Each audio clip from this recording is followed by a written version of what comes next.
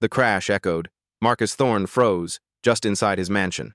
His father, Arthur, 79 and frail, lay sprawled near the grand staircase.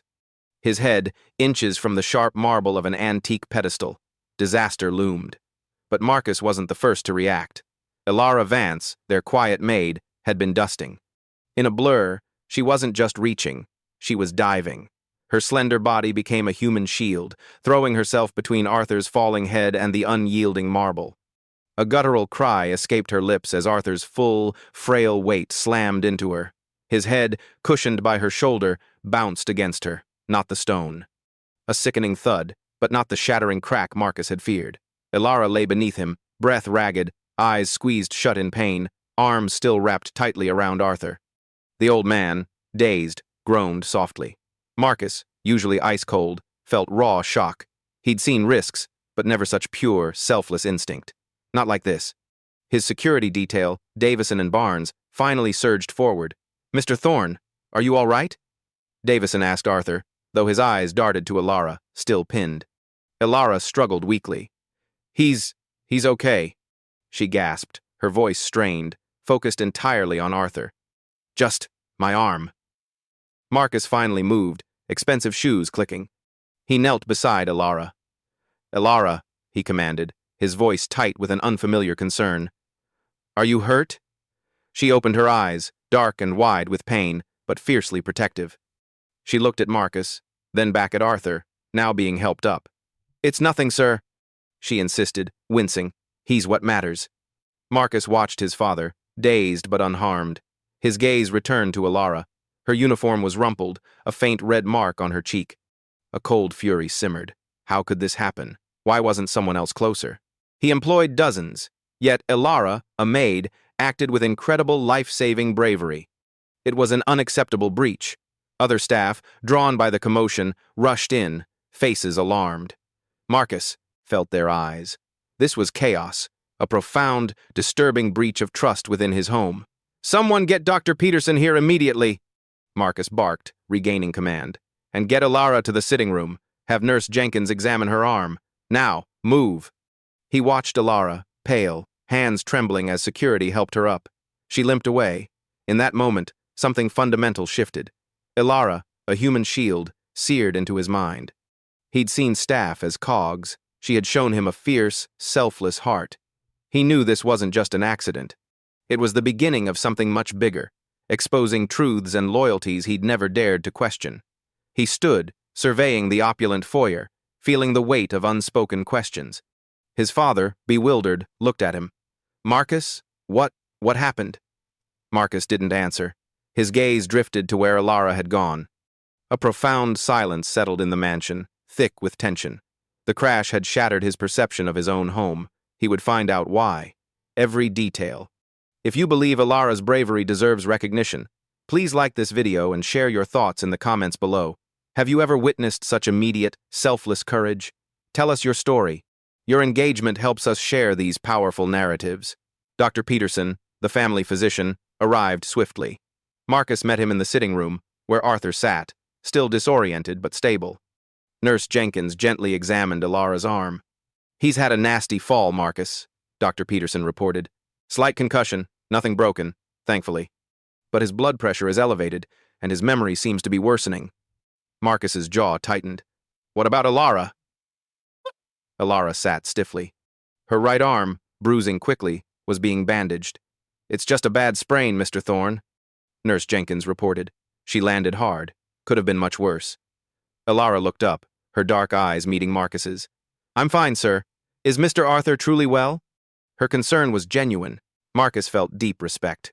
"You were incredibly brave, Elara. Recklessly so. You could have been seriously injured." She lowered her gaze.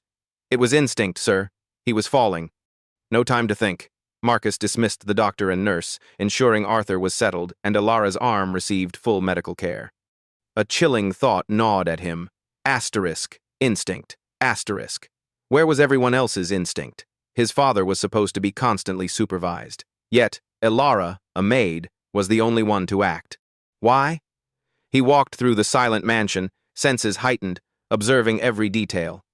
The staff seemed off, too quiet, too watchful. He overheard whispers that ceased abruptly when he approached. Bartholomew, the head butler, usually meticulous, looked unusually flustered. He hadn't been in the foyer. "Bartholomew!" Marcus's voice cut through the silence. The butler jumped, face paling. "Mr. Thorne, my deepest apologies, sir. I was just checking kitchen inventory. Dreadful business with Mr. Arthur." "Thank heavens for Alara's quick thinking." Bartholomew wrung his hands, avoiding Marcus's piercing gaze. "Indeed," Marcus replied, narrowing his eyes. "Where exactly were you when my father fell?" Bartholomew stammered. I had just stepped into the pantry, sir." "For the inventory." "A minute, perhaps two." "I heard the crash and rushed out, sir, I assure you." Marcus didn't believe him. Bartholomew was never just anywhere when Arthur was concerned. His excuse was thin. That evening, Arthur settled. Marcus called Davison, his chief of security, into his private study. The room was dark, lit by Marcus's laptop. "I want a full report, Davison," Marcus began, his voice dangerously quiet. "Every staff member, their location, duties, reactions, a timeline, minute by minute.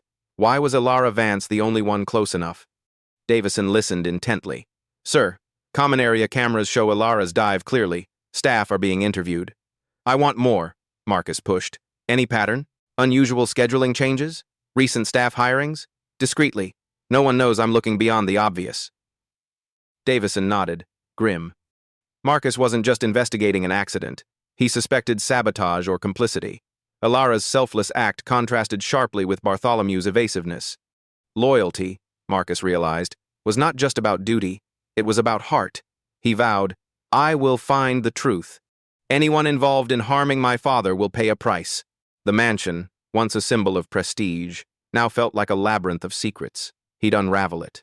Davison's comprehensive report landed on Marcus's desk the next morning. Bartholomew, the butler, logged a suspicious number of pantry inventory checks, always coinciding with Arthur's movements. A new, young aide named Thomas, hired 2 months prior for Arthur's care, reported dealing with laundry when Arthur fell. Yet security footage showed him loitering near the servants' entrance at that exact time. Marcus's suspicions sharpened. He ordered deeper background checks on Thomas and any other inconsistent staff, plus detailed analysis of weeks of security footage for behavior patterns around Arthur. Meanwhile, Marcus observed Alara. Her arm was still in a sling, but she insisted on performing lighter duties, her commitment unwavering. He found her tidying Arthur's study. "How's your arm, Alara?" Marcus asked, startling her. "Improving, Mr. Thorne," she replied, blushing. "Nurse Jenkins says it will heal quickly." "You know, you didn't have to do what you did," Marcus said. "Most people would have simply called for help." Alara met his gaze. "He was falling, sir. No time to think. He needed help. Mr. Arthur has always been kind to me. He tells me stories sometimes. He's a good man." Marcus felt a pang. His father found solace in talking to a maid. It highlighted a distance in their own connection. Alara's simple words resonated deeply. Later that week, Davison delivered a troubling update. Thomas had a hidden past. He'd worked for Victor Sterling, a ruthless rival constantly undermining Thorne Enterprises. Thomas's laundry issue had no witness. Camera footage showed him loitering suspiciously near the servants' entrance during Arthur's fall. "This is more than negligence, Davison," Marcus stated, cold and precise. "This is calculated. Sterling is trying to destabilize me through my father. He knows Arthur is my Achilles' heel." Davison grimly nodded. Records show Thomas regularly met with Sterling's personal assistant in a discreet cafe downtown. These meetings began shortly before Thomas applied here. Marcus felt a cold dread. His father, vulnerable, was a target. His home, a sanctuary, compromised. Bartholomew, Marcus mused, directly involved or manipulated? "He's been receiving large, untraceable cash payments into an offshore account, sir, coinciding with Thomas's employment," Davison reported. "He's been funneling small, seemingly innocuous information. Arthur's routines, his vulnerable times creating opportunities for Thomas." The pieces clicked. Bartholomew subtly created opportunities, stepping away at crucial moments. The fall might have been accidental, but the times were orchestrated. They didn't intend to kill Arthur. The goal was to make him seem incapacitated, forcing Marcus away, creating a power vacuum for Sterling. It was a vicious, insidious attack. Marcus stood, looking out at the gardens. His empire was under attack from within, his father, a pawn. Rage simmered, controlled and calculating. He had a mole, a betrayal, and Alara, a beacon of loyalty. He needed undeniable proof to expose Sterling. Davison, Marcus said, turning, eyes hard as steel. We're using Thomas and Bartholomew to expose Sterling. They'll regret ever crossing me. No one messes with my family. He would not break. He would protect his father and ensure loyalty, like Alara's, was paramount. Marcus devised a precise plan. Davison would leak false, damaging financial information to Thomas, leaving a fabricated report unsecured in Marcus's study. Hidden cameras and audio recorders were meticulously installed. Days later, the trap sprung. Thomas, believing he was unseen, crept into Marcus's study late at night. The mansion was quiet, staff thinned by Bartholomew's shift rotations. Thomas snatched the fake report. Guided by Bartholomew, who provided a master key and a staged plumbing emergency as a distraction, Thomas accessed Arthur's secure medical records. Photographing notes on Arthur's declining memory, information Sterling could twist to paint Marcus as negligent. Unbeknownst to Thomas, Marcus watched everything from a hidden control room with Davison. As Thomas photographed Arthur's private files, a cold wave of disgust washed over Marcus. This wasn't just espionage. It was a profound invasion of his father's dignity, exploitation of a vulnerable old man. It was unforgivable. The next morning, Marcus maintained his poker face, betraying nothing of his anger. He allowed the leaked report and stolen photos to reach Victor Sterling. Sterling, predictably, took the bait. He scheduled an emergency press conference, intending to publicly accuse Marcus of mismanagement and neglecting his father, using the fabricated report and doctored medical records to portray Arthur as unfit, hinting Marcus sought to seize control. Marcus knew he had to act fast, but with precision. Exposing Thomas and Bartholomew wasn't enough. Sterling himself had to be caught in the malicious act, publicly shamed and utterly destroyed. He summoned Alara to his study. Her arm was healing, but she still wore the sling. "Alara," he began, his voice softer, laced with gravity. "I need your help with something incredibly sensitive, very important to my father's well-being." Her eyes showed apprehension. "Of course, Mr. Thorne. Anything you require." "My father's memory," Marcus continued carefully. "It's unpredictable.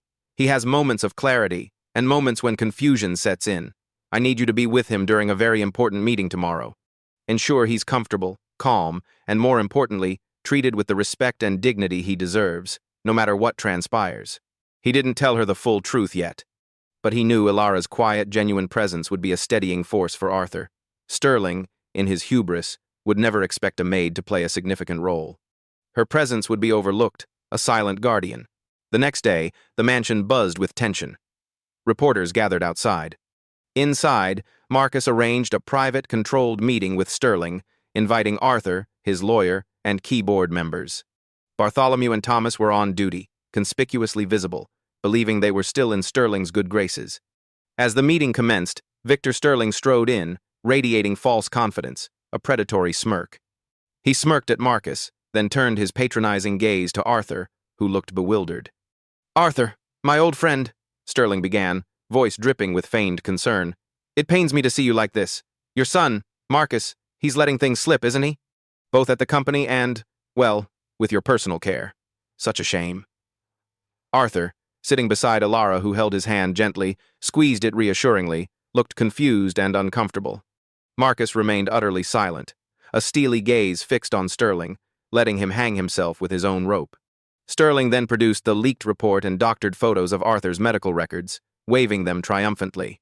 He spun a malicious narrative of Marcus's failings, of Arthur's profound incapacity, designed to portray Marcus as an opportunistic son and Thorne Enterprises as a failing empire. It was a public execution, orchestrated by Sterling. Marcus watched, letting him dig his own grave deeper with every calculated lie. Alara, holding Arthur's hand, squeezed it again, her presence silent testament to genuine care, a stark contrast to the venomous deceit.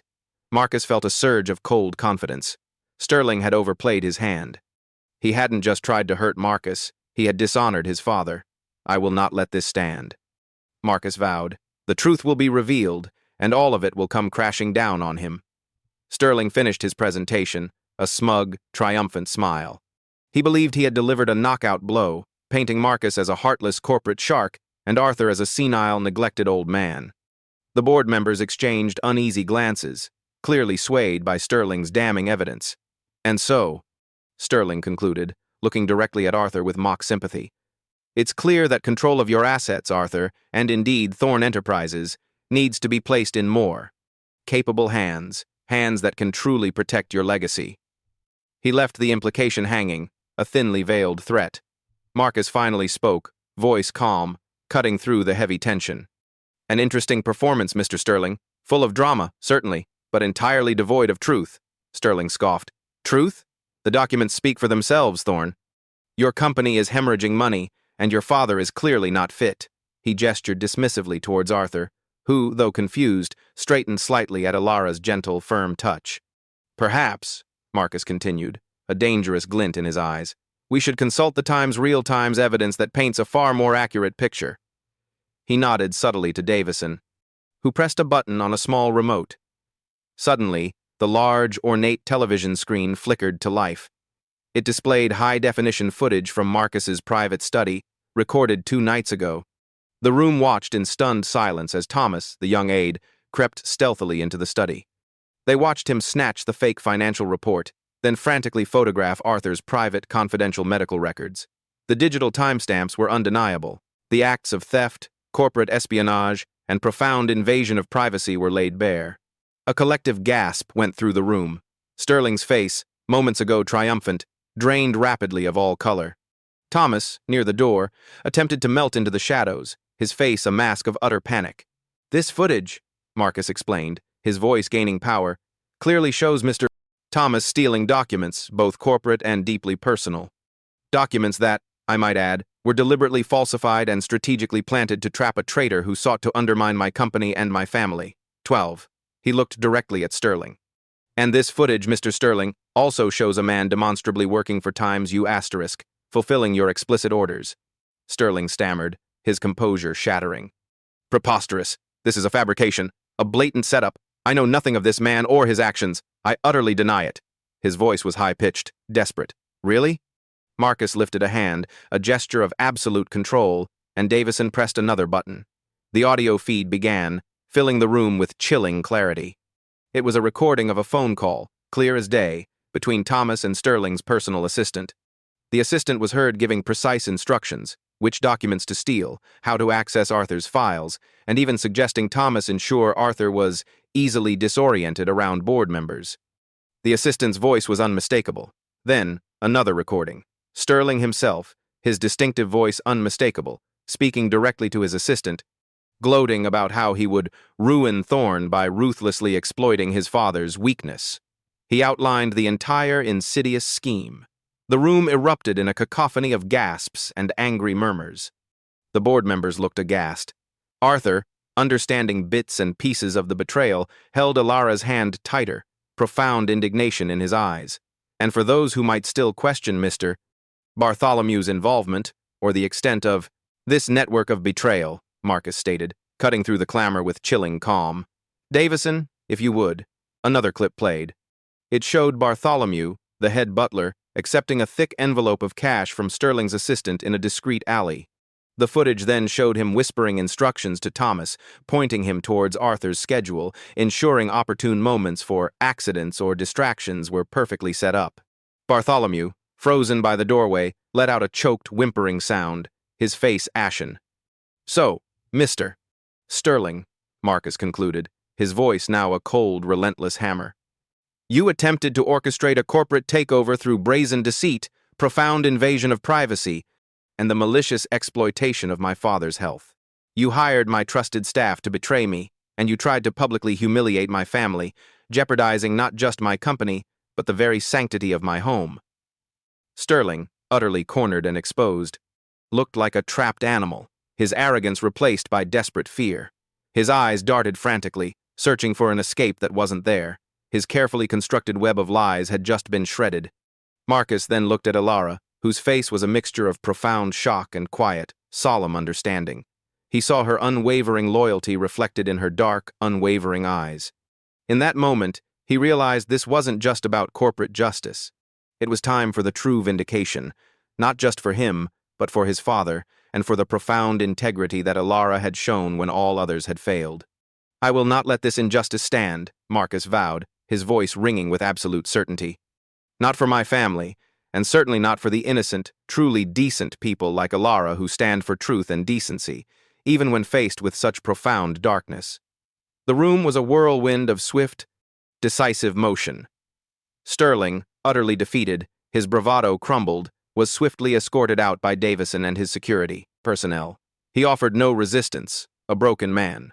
Bartholomew and Thomas, their faces a picture of abject shame and terror, were also taken into custody, their careers and lives irrevocably ruined. The board members, initially stunned, now clamored to offer their profuse apologies to Marcus, reaffirming their absolute loyalty. Arthur, though still processing the betrayal, looked at Marcus with newfound clarity, a flicker of his old strength returning. He squeezed Alara's hand. They tried to hurt me, Marcus," he asked, his voice wavering, but the question was sharp.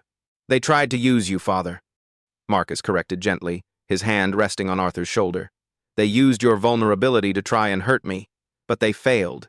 Thanks to Alara, you were safe. Absolutely safe." He then turned to Alara, whose composure had returned, though a faint tremor betrayed her inner turmoil. "Alara," he said, his voice softer, full of profound sincerity, "your unwavering loyalty, your incredible selfless bravery, saved my father's life. When others plotted betrayal, you acted with pure, unadulterated heart." He paused, letting his gaze sweep the room. His voice, when he spoke again, resonated with new authority. "Today," Marcus announced, "we not only exposed a dangerous corporate enemy and a network of betrayal, but we also witnessed true, undeniable heroism.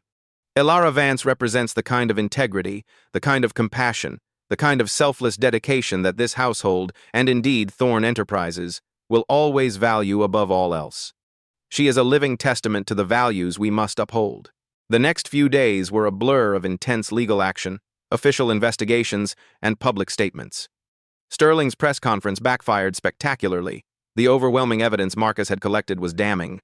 Within a week, Sterling was facing multiple crippling lawsuits, not just from Thorn Enterprises, but from legal authorities for attempted elder abuse. His reputation ruined, his empire crumbled. Bartholomew and Thomas also faced severe legal consequences. But Marcus's focus was not just on punitive justice, it was profoundly on gratitude, healing, and rebuilding. He immediately arranged for the best medical care for his father, ensuring his emotional well-being was paramount. He also made a concerted effort to spend more time with Arthur, consciously bridging the emotional distance that had grown between them. He listened to his father's stories, always with a patient, loving ear. Arthur's memory was still fragile, but his spirits were noticeably higher, his laughter more frequent. He often mentioned Alara, remembering her act of courage with fondness.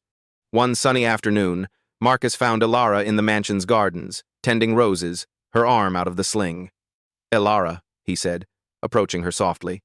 She straightened, surprised. "Mr. Thorn, I wanted to speak with you about your future," Marcus began, his voice serious, infused with deep respect. "Your actions, your courage, saved my father's life. In doing so, you helped me expose a grave threat to my family and to Thorn Enterprises. Such profound loyalty, such immense bravery, cannot go unrewarded." He paused, gathering his thoughts.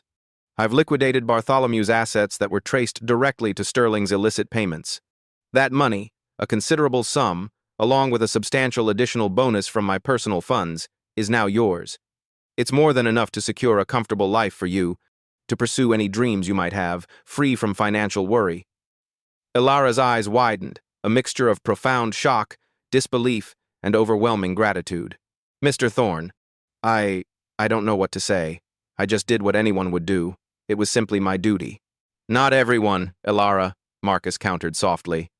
"Not everyone possesses your strength of character, your immediate, selfless courage. And this is not charity. This is a testament. This is recognition. Recognition of profound courage, of unwavering integrity, and of a heart of gold that shone brightest in the darkest moment." But he wasn't finished. He had thought long and hard about how best to truly honor her. "Beyond that," Marcus continued, his gaze holding hers, "I want to offer you a new position within Thorn Enterprises. Not as a maid, but as my father's personal aide and companion. You have a unique, genuine connection with him, a kindness he responds to like no other. Your new role would be to ensure his complete well-being, to manage his personal affairs, and, most importantly, to provide the genuine companionship, the heartfelt care that he so desperately needs. Elara was completely speechless. Tears welled in her eyes. It wasn't just the money. It was the profound trust, the immense respect, the public recognition of her worth, her character, far beyond her former duties. It was a chance to bring genuine, loving care to the man she already felt a deep bond with, but now with dignity and authority. This is a position of significant responsibility, Elara, Marcus explained. It comes with a considerable salary, comprehensive benefits, and dedicated staff to assist you. You would be a vital, truly indispensable part of my family's inner circle, a confidant and a protector. Elara could only nod, completely overwhelmed, tears flowing freely. Thank you, Mr. Thorne, she finally managed to whisper. Thank you so much. It would be my honor.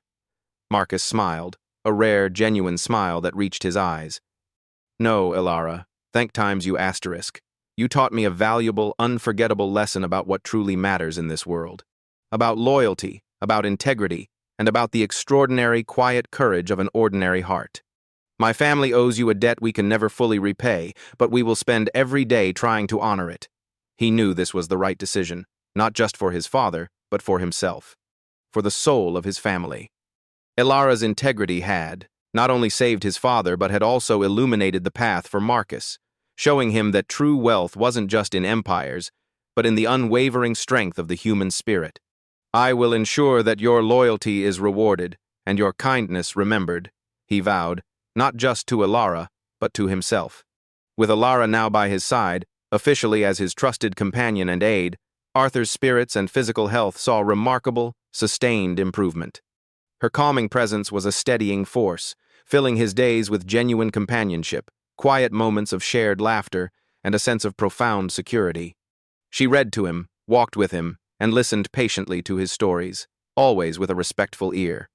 Marcus often observed them together, a deep sense of peace settling over him that he hadn't felt in years. The gaping void left by betrayal was being slowly, surely filled by genuine connection. Elara embraced her new role with dignity and grace. She coordinated Arthur's medical appointments, managed his social calendar, which now included more frequent visits from Marcus and his grandchildren, and ensured his comfort, happiness, and mental engagement were paramount. She was no longer just a maid. She was an indispensable part of the Thorne family, a trusted confidant, respected by all, her input valued, her presence cherished. Word of Elara's heroic act and Marcus's profoundly generous gesture spread quietly through the city's elite circles. It became a powerful story, not of corporate intrigue, but of true character, of an unexpected morality play. Marcus Thorne, the formidable billionaire, had shown a side of himself few knew existed, a man who deeply valued loyalty, who championed integrity, and who publicly honored a woman once invisible to his world. This narrative, rather than hurting his formidable reputation, actually enhanced it immeasurably. The mansion itself transformed. The chilling silence that had once masked deep betrayal was replaced by a warmer, more open, more trusting atmosphere. Staff members, witnessing Marcus's unwavering commitment to justice and his profound gratitude towards Elara, felt a renewed sense of purpose, belonging, and trust. The days of whispered gossip were over. The home, once compromised, became a true sanctuary again. Arthur Thorne, though forever changed by age, found profound joy and contentment in his remaining years. He often looked at Elara, his eyes twinkling, and would say, "You saved my life, child. You truly did. My angel." And Elara would simply smile, her heart full, knowing she had made a difference. Her quiet courage had not only saved an old man's life, but had brought truth, warmth, and a renewed sense of purpose back into a family that desperately needed it. Marcus, too, was profoundly and irrevocably changed. The entire incident, especially Elara's heroic intervention, forced him to look beyond cold business. He understood that human connection, unwavering loyalty, and genuine empathy were powerful, foundational strengths. He found himself more engaged with his employees, more attentive to the human element of his vast enterprises.